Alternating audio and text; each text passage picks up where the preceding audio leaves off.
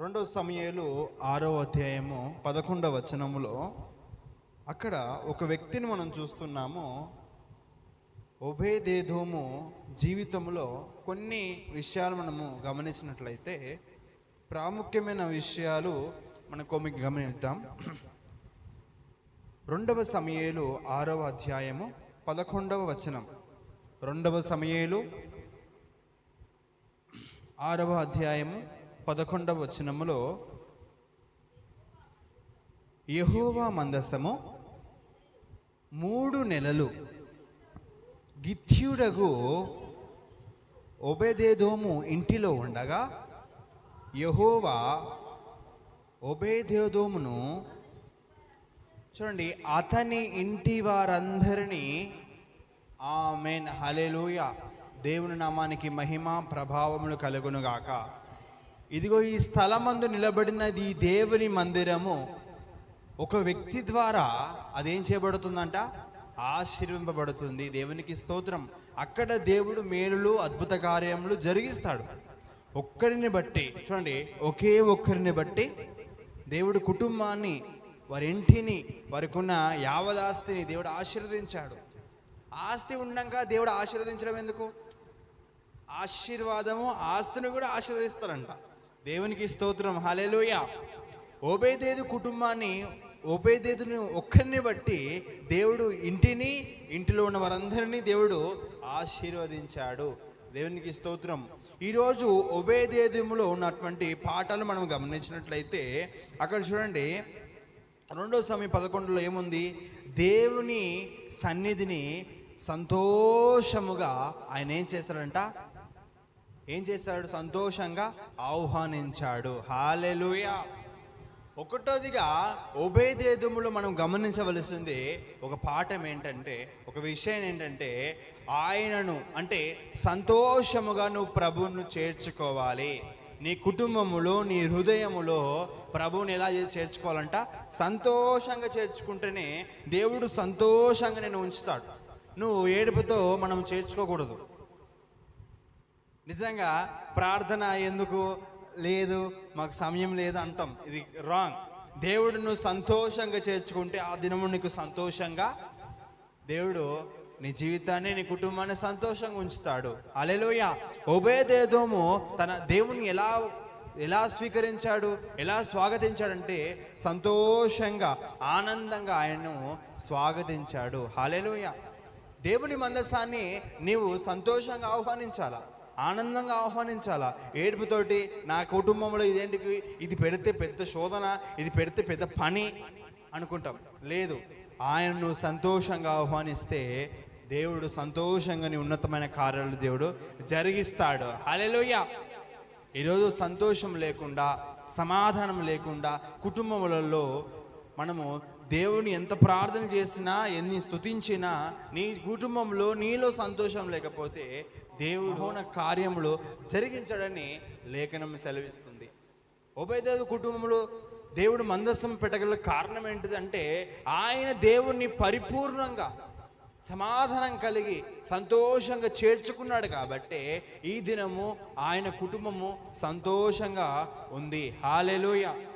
దేవుడు ఆ కుటుంబాన్ని ఆశీర్వదించాడంటే మొదటి కారణం ఏంటంటే ఆయనను దేవుడు సంతోషంగా ఆహ్వానించాడు. రెండవదిగా చూడండి, అదే 6:11 ఏముంది?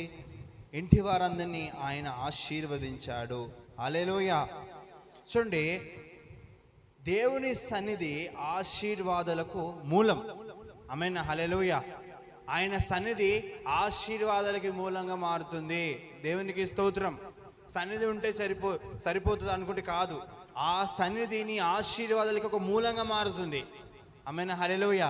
మనం ఒక వ్యక్తిని, నాకేమైనా, ఈ వ్యక్తి నాకేంది, నాకు తగిలాడు అనుకుంటాం. లేదు, దేవుడి యొక్క సన్నిధి నీకు ఉంటే నీ ఆశీర్వాదాలన్నిటికీ అది మూలంగా మారుతుంది. దేవుని సన్నిధి మన ఆశీర్వాదానికి మూలంగా ఈ దినము మారాలి. ఓబేదేదు కుటుంబంలో చూడండి, ఆ సన్నిధి ఆ దినము అక్కడ పెట్టిన తర్వాత ప్రతిరోజు ప్రతినిత్యము దేవునికి దీపము వేస్తూ నూనెను పోస్తూ పరిశుద్ధంగా మందసాన్ని కాచుకొని ఉన్నాడు. ప్రతి నిమిషం ప్రతి గడియ దేవుని మందిరానికే, దేవుని మందస్సానికే తన సమయాన్ని వెచ్చించాడు. ఉట్టిగానే ఆశీర్వాదం రాలేదు, ఉట్టిగానే గొప్ప కార్యాలు వారి కుటుంబంలో జరగలేదు. ఆ మందస్సము కొరకు అనేక దినములు శ్రమ పొందాడు. 3 నెలలు దివారాత్రములు. నూనె ఎప్పుడైపోతుందో ఒక టెన్షన్. మందసం ఉంటే ఒట్టి కాదు, నూనె అయిపోకూడదని దేవుడు సెలవిస్తాడు. నూనె అయిపోకూడదు. ప్రతి నిమిషం ప్రతి గడియ నిద్రలేని సమయం. నిద్రనే లేదు ఓబేదేదోముకి. కుటుంబం పండుకుందేమో కానీ ఓబేదేదోముకి కుటుంబంలో ఆయన వ్యక్తికి నిద్ర లేదు. ఒక కాసేపు విశ్రమిద్దామంటే నిద్ర లేదు, ఏమీ లేదు. ఎందుకంటే ఒక పరీక్ష, దేవుడు ఒక పరీక్ష నీలో పెడతాడు. ఆ పరీక్షలను నువ్వు పాస్ అవ్వాలి, ఆ పరీక్షలను నువ్వు నెగ్గాలంటాడు దేవుడు. హల్లెలూయా. ఆ పరీక్ష పెట్టినప్పుడు, ఇదిగో మందస్సం నీ ఇంట్లో పెట్టాను, నువ్వేం చేస్తున్నావయ్యా? కుటుంబంలో మందిరాన్ని పెట్టాను, నువ్వేం చేస్తున్నావయ్యా? దీపం ఉందా, ఆరిపోయిందా? ఈ దినము దేవుడు సెలవిస్తున్నాడు, దీపం ఉందా, ఆరిపోయిందా? అందుకే ఓబేదేదు కుటుంబంలో ఆశీర్వాదానికి మూలం ఏంటంటే ప్రతి నిమిషము ప్రతి గడియ ఆ దీపాన్ని కాచుకునేటువంటి సమర్పణ కలిగిన సేవకుడు. హల్లెలూయా. ఈ దినము అనేక మంది సేవకులు ఉన్నారు, మందిరాలు ఉన్నాయి, విశ్వాసులు ఉన్నారు, కానీ సేవకుల్లో దీపము లేదు, సంఘాల్లో దీపం లేవు. దీపాలు లేకుండా ఎన్ని నువ్వు స్తోత్రాలు చెల్లించినా, బలులు జరిపించినా, దీపం లేకపోతే నువ్వు ఏ బలి సమర్పించావో ఎలా తెలుస్తుంది? కరెంట్ ఉంటేనే కదా, లైట్ ఉంటేనే కదా చీకట్లో కనబడతాయా? అన్నీ కనబడవు. నువ్వు లైట్ వేస్తేనే అన్నీ కనబడతాయి. అందుకనే దీపం వేస్తేనే, దీపం ఉంటేనే మందసం మొత్తం కనబడుతుంది. అందుకే మందసం ముందు దీపం ప్రతి నిమిషము ప్రతి గడియ వెలుగుతూనే ఉండాల. అంత శ్రమించాడు, అంత కష్టపడ్డాడు, చెమటోర్చి ఆ మందసం దగ్గరే కాపు కాచుకొని ఉన్నాడు. ఎందుకంటే ఆ మందసం మొత్తము బంగారంతో పూయబడింది, చాలా విలువైనది అనుకున్నాడు. నా దగ్గరికి ఒక విలువైనది వచ్చిందే అని తను తెలుసుకొని ఆ మందసం కొరకు శ్రమ పడ్డాడు. హల్లెలూయా.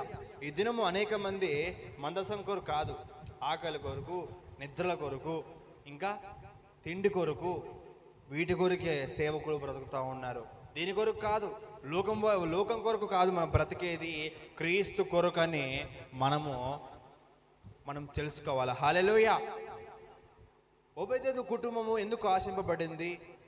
ఈరోజు నిజంగా దేవుడు మన పక్షంగా ఉన్నట్లయితే మనం కూడా ఈ దినము ఆశీర్వాదానికి కారణంగా మారుతాం. హల్లెలూయా. ఈరోజు అందరూ అంటారు, వారు ఉంటే మాకు ఆశీర్వాదము, వీరి వల్ల మనకు సంపాదన వస్తుంది, ఈ సంఘంలో వీరుంటే మనకు సంపాదన వస్తుంది, సంఘం వీరుంటే మనం ఆశింపబడతాము, సంఘం ముందుకెళ్తుంది. నెవర్. ఇది కాదు, దేవుడు సెలవిచ్చింది ఇది కాదు. మందసము ఉంటేనే ఆశీర్వాదము. హల్లెలూయా. మందసం ఎప్పుడో వెళ్ళిపోయింది దావీదు దగ్గర నుంచి. దావీదు అనుకున్నాడు, తీసుకొచ్చుకుందాము, యుద్ధము మన వల్ల అవ్వట్లేదు, మందసం ఉంటే గెలుస్తాం అనుకున్నాడు. నిజమే, ప్లాన్ మంచిదే, కానీ ఏమైపోయాడు? ఓడిపోయాడు. ఆ సమయానికి తనకున్న పొరపాట్లు చేస్తూ మందస్సం ఎలా తీసుకురావాలో ఆ కట్టుబాట్లు అన్నిటిని విడిచిపెట్టాడు. కాబట్టి దేవుడు ఏం చేశాడు? నీ దగ్గర నేను రాను, ఇంకా నేను ఓబేదేవు కుటుంబానికి వెళ్ళిపోతానన్నాడు. హల్లెలూయా. ఎన్ని రాత్రులు ఓబేదేవు ఏడ్చాడో. మందస్సం వెళ్ళిపోయిందని దావీదుకున్న కంటే బాధ ఓబేదేవుకే ఉండొచ్చు. హల్లెలూయా. మందిరం నాశనం అయిపోతుంది, మందిరము కన్నీళ్ళు విత్తాడు. అందుకనే దేవుడేమో అడిగాం, దేవుని మందిరం పాడైతుంది అనుకున్నాం. కానీ దేవుడు ఏం చేస్తాడో తెలుసా? దావీదు కంటే ఎక్కువ బాధ ఓబేదేవుకు ఉంది. నాకు తెలిసి ఫిలిస్తీన్ల దగ్గర ఈ మందసం ఉన్నప్పుడు, వాళ్ళ దగ్గర ఉన్నప్పుడు దావీదుకున్న అటువంటి బాధ అంతకంటే ఎక్కువ ఓబేదేదుకు ఉంది. కాబట్టి దేవుడు ఏం నిశ్చయించుకున్నాడు? దావీదు 3 నెలల తర్వాత నేను దగ్గరికి వస్తా, అంతవరకు నేను ఓబేదేదు దగ్గర ఉంటాను. హల్లెలూయా. 3 నెలలు ఓబేదేదు గట్టిగా దేవుణ్ణి పట్టుకున్నాడు. దావీదు పట్టుకోలేకపోయాడు, కానీ ఓబేదేదోము దేవుణ్ణి గట్టిగా పట్టుకున్నాడు. యాకోబు ఆ రాత్రి పాదాలు ఎలా గట్టిగా పట్టుకున్నాడో, నాయనా నువ్వు నన్ను ఆశీర్వదిస్తేనే కానీ నేను వదలను, నువ్వు ఆశీర్వదిస్తే కానీ నేను వదలని గట్టిగా తీర్మానం చేసుకున్న ఆ రాత్రి వదిలిపెట్టండి, నేను వదలను అంటాడు. వదిలిపెట్టకుండా దేవుణ్ణి గట్టిగా పట్టుకున్నాడు. హల్లెలూయా, హల్లెలూయా. చూడండి, దేవుని మందస్సాన్ని గట్టిగా పట్టుకొని ఆ మందస్సానికి నియమానికి కట్టుబడి జీవించాడు. కాబట్టి మందిరం ఆశ్రయింపబడింది, కుటుంబం ఆశ్రయింపబడింది. మందస్సం ఉన్న చోట వారి వ్యక్తులు, వారి కుటుంబము, సంఘము అన్నీ ఆశ్రయింపబడతాయి. హల్లెలూయా. ఒక్కరిని బట్టి ఎవరు? ఆ ఒకే ఒక వ్యక్తి. ఈరోజు నీవు నేను అయి ఉండాలి. దేవునికి స్తోత్రం. మందిరం ఉంటే సరిపోదు, సంఘం ఉంటే సరిపోదు, విశ్వాసులు ఉంటే సరిపోదు. ఆ సేవకుడు నిజముగా మందసాన్ని కాపాడే విధంగా ఉండాలి. హల్లెలూయా. మూడోదిగా చెప్పి నేను ముగిస్తాను. చూడండి, 1 దినవృత్తాంతముల గ్రంథము 26వ అధ్యాయము 4వ వచనం. అక్కడేముంది? 1 దినవృత్తాంతముల గ్రంథము 26వ అధ్యాయం 4వ వచనం.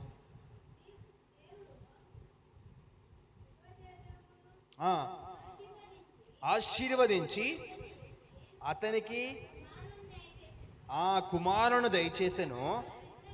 వారు ఎవరనగా శమయ జ్యేష్ఠుడు, రెండవ వాడు. 8వ వచనం చదువు. ఓబేదెదోము కుమారులైన వీరును, కుమారులను, సహోదరులను 62 పని చేయటంలో మంచి గట్టివారంట. హల్లెలూయా. చూడండి, వారి కుటుంబం అంతా లాంటిదే. దేవుని సేవకు వారి జీవితాన్ని ప్రాణార్పణంగా మారుస్తారు. హల్లెలూయా. వారి కుటుంబం చూడ ఎలా ఉంది? గట్టి పనివారంట. పట్టుకుంటే వదలకూడదు దేవుని పనిని, దేవుని కార్యాన్ని పట్టుకుంటే వదలకూడదు. ఒక నియమాన్ని సంఘములో నువ్వు అనౌన్స్ చేసినా, ఒక నియమాన్ని సంఘములో నువ్వు ఏది ప్రకటన చేసినా ఆ ప్రకటనకు, ఆ నియమానికి నువ్వు కట్టుబడి జీవించాలి. చేస్తా ప్రభు అంటే చేయాలి. ఇది ఓబేదెదోము చేశారు, వారి ఇంటి వారందరూ చేశారు. ఎందుకు? విశ్వాస పాత్రులుగా వారి కుటుంబం ఎందుకు మార్చబడింది? సేవకు అంత అర్పణంగా వారు ఎందుకు అర్పించబడ్డారంటే దేవునికి ఒక కట్టుబాటు వారు ఉన్నారు. ఈరోజు కట్టుబాటు ఉండకుండా, దేవునికి మన కట్టుబడి ఉండకుంటే ఏం చేయబోతుంది? ఆశీర్వాదం చూడలేం, దేవుని కార్యాలను మనం చూడలేం, దేవుని చిత్తాన్ని మనం తెలుసుకోలేం, దేవుని ఉన్నత కార్యాన్ని మనం తెలుసుకోలేం. వారి కుటుంబం అంత గట్టిగా దేవునిలో ఉంది కాబట్టి వారి కుటుంబం అందరినీ దేవుడు ఆశీర్వదించాడు. 4వ వచనంలో మరొకసారి అక్కడ చూసినట్లయితే, దేవుడు ఓబేదెదోమును ఆశీర్వదించి అతని కుమారుని దయచేసెను. హల్లెలూయా. ఆశీర్వదించాడా లేదా? ఆశీర్వదించాడు. కుమారుని ఇచ్చాడంట. హల్లెలూయా. కుమారులు అంటే ఎవరు కుమారులు అంటే? ఆశీర్వాదం, స్వాస్థ్యాన్ని అనుగ్రహించాడు. 3 నెలలు ఎంత మిరాకిల్ జరిగించాడు చూడు దేవుడు. 3 నెలలే. ఎన్ని నెలలు పట్టవు దేవునికి? నిమిషము చాలు మన బ్రతుకులను దేవుడు మార్చడానికి. హల్లెలూయా. మందసం ఉంటే సరిపోదు, ఇంట్లో మందిరం ఉంటే సరిపోదు, కుటుంబంలో మందిరం ఉంటే సరిపోదు. మందిరము తగ్గ ఆ పని మనం జరిగించాలా, మందిరము తగ్గ ఆ నైపుణ్యం కలిగి మనం జీవించాలని దేవుడు సెలవిస్తా అన్నాడు. మందిరం ఉంటే గంట కొట్టుకుని ఉంటామా? మందిరం ఉంటే 1 గంట కొట్టి వాక్యం చెప్పడం కాదు, 10 గంటల వాక్యం చెప్పడం కాదు, 3.5 గంటల వాక్యం చెప్పడం కాదు. నువ్వు చెప్పే వాక్యము గంటైనా అర్ధగంటైనా దేవునికి నియమం కలిగి కట్టుబడిగా ఉన్నట్లయితే మనం ఎలా ఉంటామంట? మాదిరికరంగా మనం బ్రతుకుతాం. హల్లెలూయా. మన కుటుంబం మాదిరికరంగా ఉంటుంది. ఈరోజు చూడండి, ఓబేదెదోముకి ఎంతటి ఆశీర్వాదము ఆచరించినప్పుడు ఎవరు జెలసీ ఫీల్ అయ్యారు తెలుసా? దావీదే జెలసీ ఫీల్ అయ్యాడు. చూడు, ఇంత గొప్ప రాజుగా నేను ఉన్నాను, ఓబేదెదోము కుటుంబాన్ని దేవుడు ఆశీర్వదించాడా? నేను తట్టుకోలేను, ఇక పోదాం, ఎప్పుడైనా పోదాం అన్న. ఎప్పుడైనా పోయి ఏం చేశాడు దావీదు? ఇక తన తప్పులన్నీ తెలుసుకున్నాడు. ఎలా తీసుకురావాలా, ఎలా దేవుణ్ణి మందిరాన్ని, ఆ మందసాన్ని తీసుకురావాలి, అన్ని గ్రంథాలు చదివాడు. పాత తన ముందున్న సేవకుల గ్రంథాలన్నీ చదివి ఒక్కొక్క నియమాన్ని కట్టుబడి ఒక్కొక్క నియమాన్ని చదువుతూ అర్థం చేసుకోవచ్చు. ఆ మందిరము ఎలా ఉండాలా, మందస్సం ఎలా ఉండాలా, మందిరం ఎక్కడ ఉండాలా అన్నీ ప్లానింగ్ చేస్తూ మందిరానికి ఒక స్థలం సిద్ధపరిచిన తర్వాతనే అప్పుడు మందస్సంని మందిరంలోకి తీసుకొచ్చాడు. హల్లెలూయా. ఉట్టినే దేవుడిని హృదయంలోకి రాడు, నువ్వు ముందు గుడి కట్టాలి. అందుకే గుండె గుడిలో నిండినావు, నీకే ఆరాధనా, ఆత్మదీపం వెలిగించినావు, నీకే ఆరాధనా. ఆమేన్. హల్లెలూయా. ఈ గుండె గుడిలో నివసించే దేవుడు మన దేవుడు. అందుకని ఈ గుండెను భద్రంగా మనం ఉంచుకోవాలి. శోధనలు వస్తాయి, వేదనలు వస్తాయి, కన్నీళ్ళు వస్తాయి. మందసం ఉన్నప్పుడు ఎంతమంది అటాక్ చేస్తారో ఆయన మీద. 3 నెలలు అంటే మామూలు మాట కాదు. 3 నెలలు ఒక విలువైనది వజ్రాలతో నింపబడిన మందసం. అది వజ్రాలు లేవు కానీ అంత ప్రాముఖ్యం కలిగినని చెప్తున్నాను ఇక్కడ.